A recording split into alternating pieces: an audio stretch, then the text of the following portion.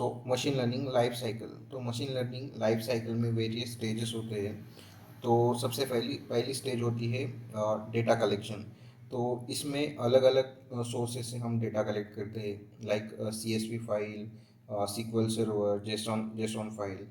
इन इन इन तरीक़ों से हम डेटा को कलेक्ट करते हैं। फिर उसके बाद आता है डेटा क्लीनिंग। डेटा क्लीनिंग में सपोज आपके डेटा में कुछ अगर प्रॉब्लम्स है या फिर कुछ मिसिंग वैल्यूज़ है, तो ये सारी प्रोसेसेस डेटा क्लीनिंग में होती है। फिर उसके बाद वाली स्टेज होती है प्री प्रोसेसिंग। तो प्री प्रोसेसिंग में लाइक डेटा को हम नंबर फॉर्मेट में कन्वर्ट करते हैं, like categorical data to the numeric data. इस तरीके के प्रोसेस होते हैं। फिर उसके बाद आती है एक्सप्लोरेटरी डेटा एनालिसिस।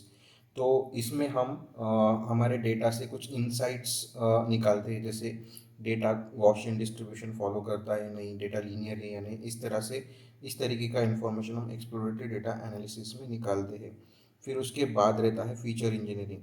तो फीचर इंजीनियरिंग में हम कौन से फीचर्स, यानी कि जो भी हमारे इनपुट कॉलम्स है, वो कौन कौन से कॉलम इम्पॉर्टेंट है या फिर कौन से कॉलम इम्पॉर्टेंट नहीं है, ये सब हम फीचर इंजीनियरिंग में डिसाइड करते हैं।